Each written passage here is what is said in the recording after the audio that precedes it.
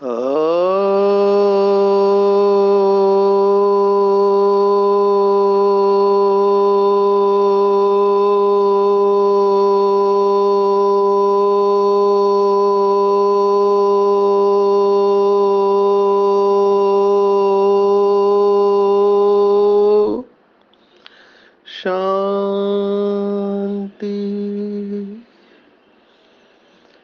आज 2 मार्च 2023 भारत में सतगुरुवार है। Today is 2nd March 2023 and it's Thursday in Bharat. आज की मुरली का जादुई रहस्य स्वयं को प्रेरणा देने के लिए magical secrets of today's Murli for motivating the self. आज की पूरी साकार मुरली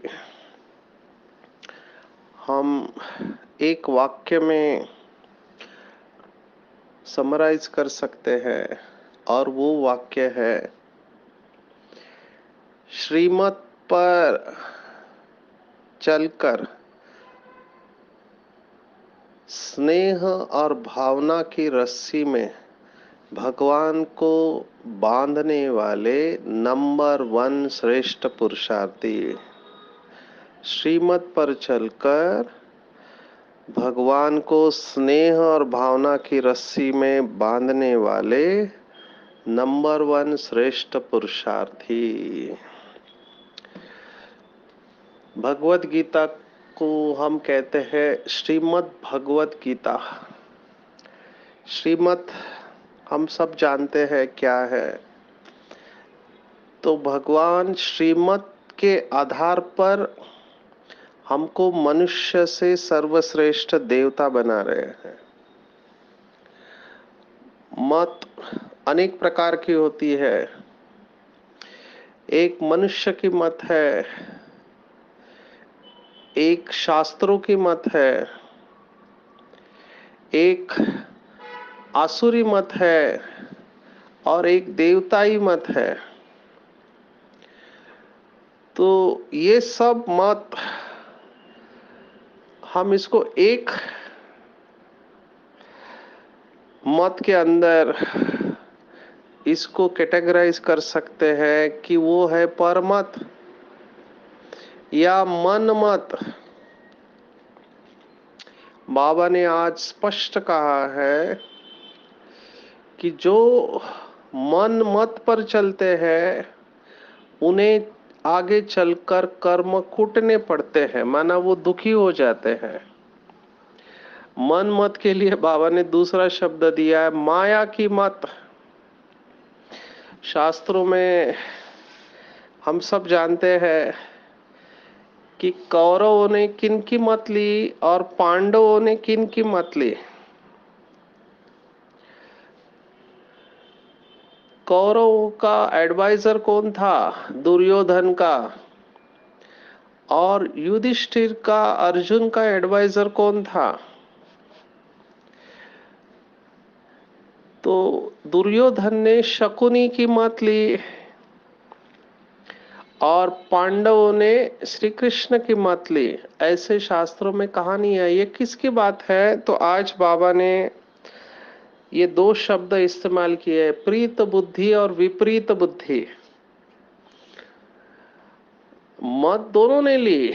अगर गहराई में जाए तो आजकल एक शब्द हम इस्तेमाल करते हैं, जैसे कंसल्टेंट है, कंसल्टेंट या एडवाइजर, एडवाइस देने वाले।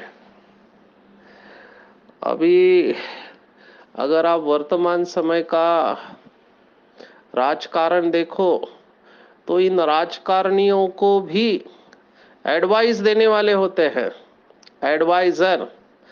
एक्चुअली ये काम द्वापर से वजीर करते थे या मंत्री होते थे, वो राजा को एडवाइस देते हैं कि तुम्हें ऐसा करना चाहिए या तुम्हें ऐसा नहीं करना चाहिए। तो उसके लिए एडवाइजर होते थे। केवल सतयुग के देवी देवता जो थे लक्ष्मी नारायण, इनको एडवाइजर की जरूरत नहीं है। क्यों? क्योंकि संगम युग पर लक्ष्मी नारायण और राम सीता ने स्वयं भगवान से एडवाइस ली, इसलिए उनको एडवाइजर की जरूरत नहीं है। बाकी द्वापर से हर एक को एडवाइजर की जरूरत है। और अभी हम देखते हैं कि गलत व्यक्ति से एडवाइस लेने के कारण डिसीजन, निर्णय गलत हो सकते हैं, और निर्णय गलत होती है तो पार्टी फेल हो जाती है, हार जाती है, कंपनी बंद हो जाती है, घर टूट जाते हैं। गलती क्या हुई? गलत व्यक्ति से एडवाइस लिया। मुझे यहाँ पर एक मैनेजमेंट की स्टोरी याद आ रही है, यही एडवाइस लेने के ऊपर। एक मैनेजमेंट कंसल्टेंट को, जो कंपनी को एडवाइस देता था, उसको बुलाया कि हमारी कंपनी कैसे अच्छा परफॉर्म करे, उसका प्रोडक्शन बढ़ जाए। तो वो कंसल्टेंट आया, उसने पूरी कंपनी को देखा, लोगों को देखा काम करते वक्त, उनका इंटरव्यू लिया और फिर उसने अपनी एडवाइस दी। क्या एडवाइस दिया? उन्होंने देखा कि कंपनी के जो भी कारीगर है, एम्प्लॉइज है, वो सब काम को पोस्टपोन करते हैं, तुरंत नहीं करते हैं। इसको अंग्रेजी में एक शब्द है, हम कहते हैं प्रोक्रास्टिनेशन, माना बाद में करेंगे, देख लेंगे। तो उसने एडवाइस दिया कि मेरा स्लोगन है इस कंपनी के लिए, do it now, do it now. और उसने कहा कि जितने भी एम्प्लॉइज हैं सभी के कंप्यूटर के ऊपर ये चिपका दो, डू इट नाउ। उनको ये बार बार दिखाई देना चाहिए ताकि ये शब्द उनके अंतर मन में जाए, और मैं 6 महीने बाद वापिस आपके पास आऊंगा। तो जैसे उसने एडवाइस दिया, कंपनी ने फॉलो किया। 6 महीने बाद वो रिजल्ट देखने आया तो कंपनी का दिवाला निकल चुका था। अभी क्या हुआ? ये जो कंपनी का कैशियर था, जिसके हाथ में पूरी कैश होती थी, उसके मन में थॉट आता था कि इतना सारा पैसा है, मैं ये पैसा लेके भाग जाऊं, पर उससे हो नहीं रहा था। वो रोज ड्यूटी पर आता था तो सामने देखता था, do it now, do it now, माना तुरंत करो, तुरंत करो, तुरंत करो। तो उसको वो वाक्य पढ़ पढ़ के ऐसी प्रेरणा आई और वो पूरा पैसा लेके भाग गया। जिन कर्मचारियों को कंपनी छोड़ना था वो निर्णय नहीं ले पा रहे थे, तो ये रोज पढ़ते थे do it now, do it now. तो वो पढ़ पढ़ के वो कंपनी छोड़ के चले गए। तो आप एडवाइस में अगर एक गलती भी करते हैं तो नुकसान हो सकता है। एक्चुअली उस कंसल्टेंट को ये कहना चाहिए था कि डू इट नाउ के बजाय do right things right now. ये परफेक्ट वाक्य है। Do right things right now माना योग्य चीजें तुरंत करो, पर अयोग्य चीजों को पोस्टपोन करो। ये परफेक्ट है, लेकिन आधा करने के वजह से, गलत एडवाइस लेने से कंपनी का दिवाला निकल गया। तो आज की मुरली से हम पहली पॉइंट ध्यान में रखेंगे कि मैं दिन भर में कौन सी मत के ऊपर चल रहा हूं। आपको आश्चर्य लगेगा कि जो न्यूज़पेपर आप पढ़ते हैं, जो टेलीविजन की न्यूज़ आप देखते हैं, या जो व्हाट्सएप मैसेज पढ़ते हैं, हम ऐसे कहते हैं ट्रिपल ई अंग्रेजी में, एजुकेशन, एनवायरमेंट एंड एक्सपीरियंस। 3 ई है अंग्रेजी के, एजुकेशन, एनवायरमेंट एंड एक्सपीरियंस। इसके वजह से आपका एटीट्यूड बनता है, आपका दृष्टिकोण बनता है।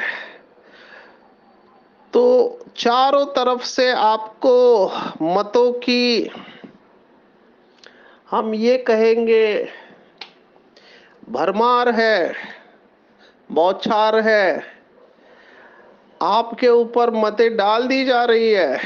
अगर आप सजग नहीं रहे, अगर आप जागरूक नहीं रहे, अगर श्रीमत की यथार्थ क्लैरिटी या स्पष्टता नहीं है, तो हम दूसरों के प्रभाव में आकर ऐसे कर्म कर सकते हैं जिसके वजह से दुख होगा।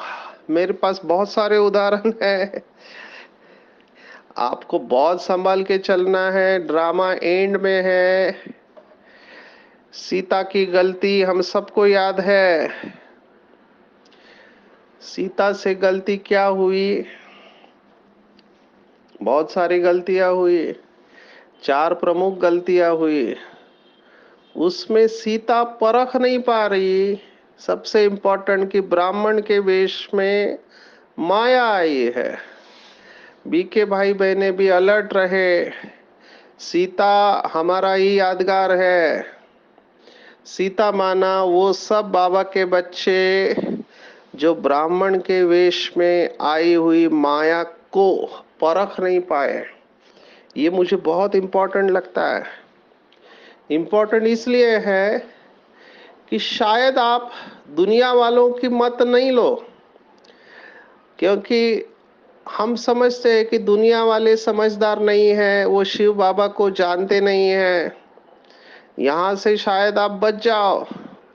लेकिन हो सकता है आप जो परिपक्व मैच्योर बीके भाई बहने नहीं है, उनकी सलाह लेने से फंस सकते हैं, क्योंकि आपको नहीं पता कि सामने वाला किस इंटेंशन से या भाव से आपके पास आए हैं। मेरे पास केसेस है कि बाबा का बच्चा है इसलिए विश्वास किया, पैसा दिया, और फिर वो पैसा देने का नाम ही नहीं ले रहा है। इसका ज्ञान योग सब छूट गया। अभी आते किस लिए है बाबा के घर में और करते क्या? इसलिए बाबा ने जो कड़े नियम बनाए हैं उनको हमको स्ट्रिक्टली फॉलो करना है कि पैसे की लेन देन आपस में हिसाब किताब नहीं बनाना है, नंबर 1। नंबर 2, जो मुझे लगता है इस समय बहुत बहुत बहुत इंपॉर्टेंट और अंडरलाइन करना चाहिए कि किसी के हाथ की कोई भी चीज स्वीकार नहीं करनी चाहिए, फिर वो खाने की चीज हो या कोई और वस्तु हो, क्योंकि ऐसे भी केसेस हमको दिखाई दिए। तो बाबा ने ये जो नियम बनाए हैं, ये नियम एकदम पक्के हैं, क्योंकि भगवान त्रिकालदर्शी होके ये नियम हमारे सामने बाबा ने दिए हैं। तो हमको बाबा के नियमों को स्ट्रिक्टली फॉलो करना है। क्यों? क्योंकि अगर हमारी अवस्था अच्छी नहीं है तो हमारे ऊपर इनका प्रभाव आ सकता है। ऐसे कितने बच्चे मैंने देखा बाबा का हाथ छोड़कर चले गए। मुझे सचमुच में समझ में नहीं आ रहा है, 35 साल आप बाबा के बच्चे हो और अचानक इतने साल तक आप ठीक रहे, और अचानक आप कहते हो कि बाबा इधर नहीं, बाबा उधर आता है, जबकि बाबा मुरली में स्पष्ट कह रहा है कि बाबा का पार्ट मधुबन के अलावा कहीं और नहीं चलेगा। लेकिन फिर भी अगर कोई आत्मा जाता है तो मैं सोचता हूं कि इतनी बुद्धि डिसीजन क्यों नहीं दे रही है। फिर समझ में आया कि उन्होंने मुरलियों को यथार्थ समझा ही नहीं है। फिर जितनी भी पार्टियां इस समय है, हम सब जानते हैं कौन कौन क्या क्या कर रहा है, तो मैं उसमें नहीं जाऊंगा। लेकिन मैं यही कह रहा हूं कि प्रभावित होना दूसरों के मतों से, चलो जाके तो देखते हैं कहीं कुछ है तो नहीं। ये क्या है? ये है दूसरों की बातों से प्रभावित होना या मनमत पर चलना। और ऐसे बाबा के बच्चों का दिवाला निकल जाता है। कोई बीमार पड़ जाते, किसी की अकाले मृत्यु हो जाती है। बाबा ने कहा यह सब है कर्म कूटना। तो मैं इसके ऊपर डबल ट्रिपल क्वाड्रुपल अंडरलाइन करूंगा, केवल शिव बाबा की मत और कुछ नहीं। फिर वो कोई भी हो, कोई भी हो, हमको नहीं पता कि इस मत को फॉलो करने से क्या होगा। सीधा मुरली को पढ़ो, मुरली में बाबा ने स्पष्ट बताया हुआ है। तो बहुत संभाल के चलना चाहिए, ये कहना पड़ रहा है क्योंकि दूसरों के मत के प्रभाव में आ जाते हैं। कई ऐसे भी मैंने बाबा के बच्चे देखे, वो कहते हैं फलाना साधु है, भले बाबा का बच्चा नहीं है लेकिन बातें बहुत अच्छी सुनाता है, इसकी बातें अच्छी है, उसकी बातें अच्छी है। अभी यहाँ पर भी संभालना है। ये गुरु है, कलयुग के अंतिम समय के गुरु है। तो कई लोगों को इनकी बातें अच्छी लगती है। ये भी मैंने देखा, एक बाबा का बहुत अच्छा बच्चा, अभी उसको आदत लग गई, किसी गुरु की किताब पढ़ने लगा। तो पहले तो कहता था अरे वो भी बाबा की बातें सुनाता है, और धीरे धीरे कहने लगा कि बाबा से भी अच्छा सुनाता है। और फिर उसने जो मेडिटेशन के एक्सपेरिमेंट दिए वो प्रयोग करने लगे। आज वो आत्मा ज्ञान में नहीं है, बाबा का हाथ छोड़ दिया है उसने। अभी ये सब क्यों हुआ? क्योंकि गुरुओं की मत से प्रभावित हुए। कौन से गुरु? कलयुग के गुरु। आज इसलिए मैं कह रहा हूं कि बाबा की मुरली को बहुत बहुत एक एक शब्द को अंडरलाइन करना है। बाबा ने आज स्पष्ट मुरली में कहा है, स्पष्ट, इस पॉइंट को भी अंडरलाइन करेंगे। बाबा ने कहा अभी के समय सब झूठ बोलते हैं, सब झूठ बोलते हैं, क्योंकि सत्य ज्ञान किसी के पास है ही नहीं। तो वो सच कहां से बताएंगे? उनके पास न रचयिता का ज्ञान है, न रचना का ज्ञान है। और वो हमको श्रेष्ठ नहीं बना सकते, भले उनका ज्ञान कितना भी साइंटिफिक हो, लगता हो, लेकिन उनके पास रचयिता और रचना का ज्ञान नहीं है। यहाँ पर मैं देखता हूँ बाबा, मम्मा और हमारी दादियाँ, उनकी एक ही विशेषता कहो तो, जिसको बाबा ने कहा absolute obedience to the shrimat. Absolute obedience माना बाबा ने कहा वो फाइनल, फिर दूसरे किसने क्या कहा मुझे उसमें जाना ही नहीं है। इसलिए यज्ञ का एक नियम ये भी था शुरुआत में कि बाहर का कोई भी लिटरेचर हमको पढ़ना नहीं है। बाहर का लिटरेचर अगर आप पढ़ते हो और अगर आप स्वच्छ बुद्धि नहीं है या आपकी प्रज्ञा बुद्धि पवित्र नहीं है, तो उन बातों के प्रभाव में आ सकते हैं।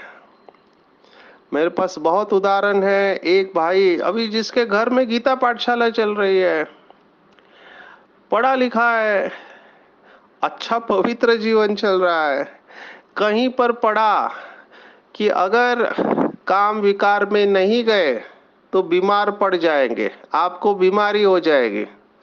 अब ये पढ़ा, किसी भी किताब में पढ़ा हो, एलोपैथी साइंस कहती है, क्योंकि एलोपैथी या वर्तमान जो साइकोलॉजी है, मॉडर्न साइकोलॉजी, जिसका फाउंडर है सिगमंड फ्रॉइड नाम का व्यक्ति, और उससे काफी प्रभावित है इस समय का मनोविज्ञान। तो उसने सेंट्रल फोर्स, मुख्य फोर्स, उसने काम ऊर्जा ही बताई है, लिबिडो ये शब्द उसने इस्तेमाल किया है।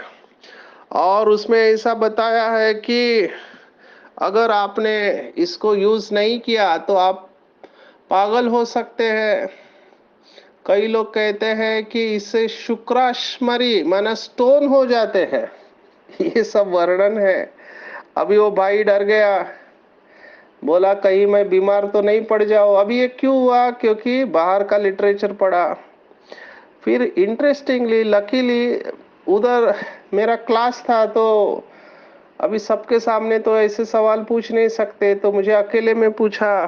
तो मैंने उसको बताया कि अगर पवित्र रहने से बीमारियां आती तो जितने भी लोग ब्रह्मचारी है उन सबको स्टोन हो जाना चाहिए या उनको बीमारी हो जानी चाहिए, ऐसा तो है नहीं। तो उसके पीछे का रहस्य उसको बता दिया। तो फिर उसने कहा, फिर डॉक्टर ऐसा क्यों कहते हैं? फिर मैंने उसको कहा, देखो मेरे बताने के बाद भी उसका प्रश्न यही था कि डॉक्टर है वो कह रहे हैं मेरे को अगर तुम विकार में नहीं गए तो बीमार पड़ जाओगे। तो फिर मैंने उसको एक ही बात कही लास्ट में कि तुम हद के डॉक्टर का सुनोगे या बेहद के डॉक्टर का सुनोगे? डॉक्टरों का डॉक्टर कौन है, वैद्यनाथ कौन है, और आत्मा की बीमारी को कौन जानता है? तब उसके दिमाग में प्रकाश पड़ गया और तब उसको थोड़ा राहत मिला। तो ये उदाहरण मैं आपको क्यों दे रहा हूं कि दुनिया में ऐसी बहुत सारी बातें हैं। इवन स्क्रिप्चर्स भी अगर आप पढ़ो, शास्त्र, तो कई शास्त्र ऐसे हैं कि अगर आप वो पढ़ लो तो आपको लगेगा और कुछ नहीं पढ़ना चाहिए, बस फाइनल हो गया, मिल गया, मुझे सत्य मिल गया। अभी हमको बहुत अच्छी तरह से समझना है कि द्वापर के बाद ये आत्माएं आई हुई है जिन्होंने भी शास्त्र लिखे हैं, है ना? और इनके उस समय के जो भी अनुभव है उनकी बुद्धि के अनुसार है। तो हर एक का अपना अपना अनुभव है। हमको इस समय मुरली के अलावा और कुछ भी पढ़ना और सुनना नहीं है अगर हम उनसे प्रभावित होने के चांसेस है तो। यही है अपने आप को मनुष्य मत से बचाना। क्योंकि आप ये मत पढ़ोगे और आपकी बुद्धि ने स्वीकार कर लिया, फिर आप हाईवे छोड़ के गली में चले जाओगे। मैंने ऐसे देखे हैं बाबा के बहुत अच्छे पढ़े लिखे बच्चे, वो दुनिया के मेडिटेशन यहाँ पर लाते हैं बाबा के घर पे, कहते हैं ये अच्छा है, सिर्फ बाबा को बीच में रखो और ये करो। तो मुझे ऐसे लगता है कि हमको बाबा की मुरली इसके अलावा कुछ नहीं चाहिए, नहीं तो हम श्रीमत से दूर जाके मनमत और परमत से प्रभावित होने के चांसेस है। बहुत कम बाबा के बच्चे हैं, बहुत कम, जो दुनियावी नॉलेज पढ़ने के बाद में दोनों का फर्क अच्छी तरह से बता सकते हैं। अभी जैसे मुझे भी पूछा गया कि आपके योग में और इनके योग में क्या फर्क है, तो हमको ये पता होना चाहिए कि वो लोग क्या सुनाते हैं। इसके ऊपर खास जब ये ट्रेनिंग था स्मार्ट का, उसमें हमने साइंस ऑफ मेडिटेशन का क्लास लिया था जिसमें ये सब बातें डिटेल में बताई गई थी। तो हमारे पास क्लैरिटी चाहिए, इसलिए मैं फिर से कह रहा हूँ, बाबा ने जो आज बताई बात, किसी भी मन मत में न आके, मन मत में न आके, मनुष्य मत में न आके ऐसा कुछ भी नहीं करना है जो बाद में रोना पड़े।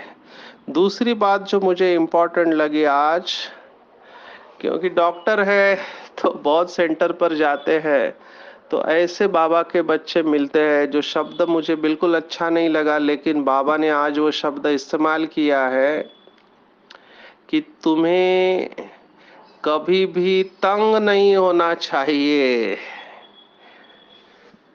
क्यों तंग नहीं होना चाहिए? क्योंकि ये हमारा नंबर 1 जन्म है। इवन देवताओं से भी श्रेष्ठ हमारा जन्म है। आप कल्पना करो, कोई भी के बाबा का बच्चा बनने के बाद में कह रहा है मैं तो परेशान हो चुकी हूँ, मैं तो थक गई हूँ, अब मेरे से सहा नहीं जाता, बस खत्म कर दूंगी, निराश, हताश, उदास, ऐसा कभी भी नहीं होना चाहिए। अगर होता है, आपको तकलीफ है, please ask for help. Ask for help. शरीर की बीमारी किसी को भी आ सकती है। जब मम्मा और बाबा नंबर 1 और नंबर 2 सोल्स, उनको भी शरीर का हिसाब किताब आया तो हमको आया, तो कौन सी बड़ी बात है। दिवाला किसी का भी निकल सकता है।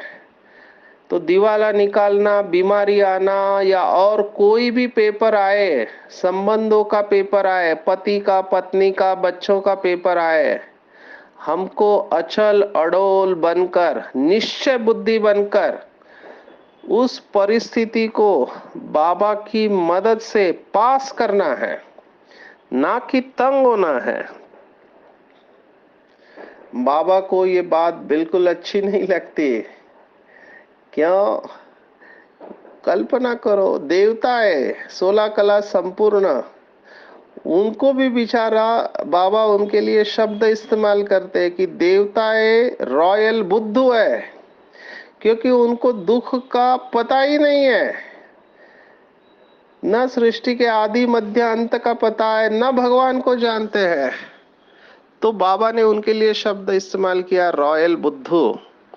तो हमारा जन्म तो देवताओं से भी ऊंच है। देवताएं अगर गोल्डन एज वाले हैं, तो हम तो डायमंड एज वाले हैं, तो डायमंड की वैल्यू ज्यादा होती है। और ऐसा डायमंड जन्म मिलने के बाद अगर कोई बाबा का बच्चा कहता है कि तंग हो चुका हूं मैं, तो समझ में आता है कि अभी तक ज्ञान को यथार्थ रूप से समझा नहीं है और प्राप्तियों का अनुभव नहीं है। मैं ये नहीं कह रहा हूं कि समस्याएं नहीं है, समस्याएं है, डेफिनेटली है। अभी भरूच में गए थे तो जो प्रोग्राम अरेंज करने वाले भाई थे, मुझे पता नहीं था कि उनका 7 डेज का कोर्स हुआ है और मुरली भी कभी कभी सुनते थे। तो उन्होंने कहा अभी ये पढ़े लिखे बच्चे जल्दी कैच कर लेते हैं। मैंने उनको अप्रिशिएट किया, जो मेरा नेचर है, हर एक को मैं अप्रिशिएट करता हूँ। अच्छा किया आपने प्रोग्राम, सभी एनजीओस को बुलाया, डॉक्टर्स को बुलाया। तो उसने एक ही वाक्य कहा, उसने कहा मैं बाबा का नंबरवार बच्चा हूँ। कुछ मुरली में ही अभी अभी ज्ञान में आए हैं, लेकिन ये बात उसने पकड़ ली कि बाबा के सभी बच्चे हैं विश्व में और सभी नंबरवार है, ये बेसिक बात उसने पकड़ ली। तो हमको खुद को स्वीकार करना चाहिए, तंग नहीं होना चाहिए। और मैं इतना जरूर कहूंगा, कितना भी कड़ा पेपर हो, कितना भी कड़ा संस्कार हो, कभी भी हिम्मत नहीं हारनी चाहिए, क्योंकि अंतिम विजय सत्य की होती है। मैं जब ये सुसाइड प्रिवेंशन में सेशन लेता हूँ, आत्महत्या प्रतिबंध में, तो मैं यही कहता हूँ, चाहे कितनी भी आपको तकलीफ हो रही हो, आपको लगता हो कोई समाधान नहीं है, कोई मुझे मदद नहीं कर सकता, मेरे जीवन का कोई लक्ष्य नहीं है, फिर भी एक ही वाक्य याद रखो कि दिन का सबसे गहरा समय जो होता है, darkest hour of the night is just before the dawn. अगर एकदम गहरा काला समय हमारे जीवन में आ रहा है या आ गया है, तो समझने का तुरंत ही सवेरा होने वाला है। तो बाबा के वाक्य है, किसके रोके रुका है सवेरा। भगवान को जिन्होंने स्नेह और भावना के बंधन में बांध लिया, वो साधारण आत्माएं कैसे हो सकते हैं। रस्सी की बात कल भी मुरली में आई थी, आज फिर से रस्सी आई है। कल कहा था याद और सेवा की रस्सी, आज कहा है स्नेह और भावना की रस्सी में भगवान को जिन्होंने बांध लिया है। तो ऐसे बच्चों को बाबा दिल तख्त का आसन दे के झूले में झुलाते हैं। तो सदा झूले में झूलते रहो, अपने आप को मोल्ड करे, कैसी भी परिस्थिति हो। अगर बाबा के ज्ञान और योग से हम स्वयं को मोल्ड कर लेते हैं, तो हम रियल गोल्ड नंबर 1 बन जाएंगे। तो नशे में चले जाना चाहिए। आज पूरे दिन में नशे में रहे कि स्वयं भगवान मेरी सेवा पर उपस्थित है। और ये नंबर 1 सर्वश्रेष्ठ जन्म है। जैसे मम्मा और बाबा ने पुरुषार्थ किया, मैं भी उनके जैसा श्रेष्ठ पुरुषार्थ करके श्रीमत पर चल के नंबर 1 आऊंगा। अपने आप ये बातें करो अपने से, जैसे कल के मुरली में था, परफेक्ट बनना है तो खुद से बातें करो। आज वही बात फिर से आई है, तो अपने आप बातें करें अपने से कि मैं किसी भी देहदारी मनुष्य शास्त्रों की, किसी भी मैगजीन की, गुरु की मत से प्रभावित नहीं होऊंगा।